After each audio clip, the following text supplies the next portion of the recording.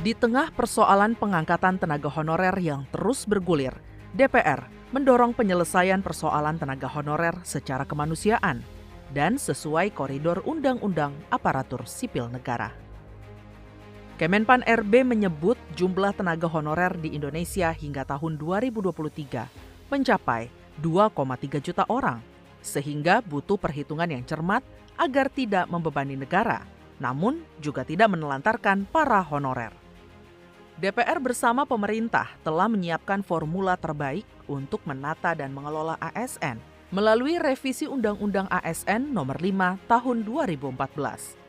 Salah satunya rencana perekrutan para honorer menjadi ASN sebagai komitmen meningkatkan kesejahteraan dan memperjelas status tenaga honorer, sehingga keberadaan para tenaga honorer dapat diakui dengan baik dan mendapatkan hak-hak yang layak sesuai dengan kontribusi dan pengabdiannya kepada negara. Salah satu isu yang mencuat adalah penghapusan tenaga honorer di instansi pemerintah pada November 2023. Menanggapi hal tersebut, Ketua Komisi 2 DPR RI, Ahmad Doli Kurnia, menegaskan tidak akan ada pemutusan kerja tenaga honorer. Doli menjelaskan dalam revisi Undang-Undang ASN tidak akan mengurangi pendapatan yang selama ini diterima dan tidak menambah beban anggaran baru. Mengingat peran tenaga honorer dalam pemerintahan sangat dibutuhkan. Saya tegaskan bahwa kami sudah meminta kepada pemerintah dan juga sepakat bahwa tidak akan ada penghapusan tenaga honorer.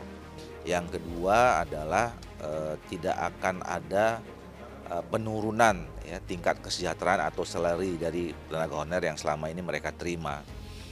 Nah, yang ketiga adalah penyelesaiannya kita cari sedemikian mungkin tidak akan menambah beban anggaran baru, terutama kepada APBN.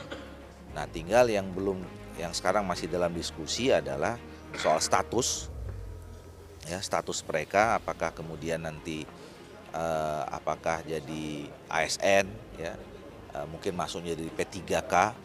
Nah, P3K juga di dalam undang-undang yang baru nanti akan dijelaskan ada P3K penuh, ada P3K paruh waktu. Selanjutnya menanggapi ramainya wacana P3K paruh waktu, anggota Komisi 2 DPR RI Mardani menegaskan P3K paruh waktu masih sebatas usulan untuk mengakomodir honorer yang belum jelas statusnya hingga saat ini. Mardani menjelaskan, munculnya usulan P3K paruh waktu atau P3K part-time untuk mengamankan honorer dari penghapusan tenaga honorer di bulan November 2023 nanti. Hitung-hitungan kita jumlah dari ASN dan P3K itu nggak lebih dari 3 juta. Semuanya. Kalau reforma birokrasi jalan. Sekarang yang existing 3,9. Ditambah nanti 2,4. Itu jatuhnya kan hampir 6 itu. Nah, itu membuat Kementerian Keuangan dan pemerintah betul-betul mencoba menyisir.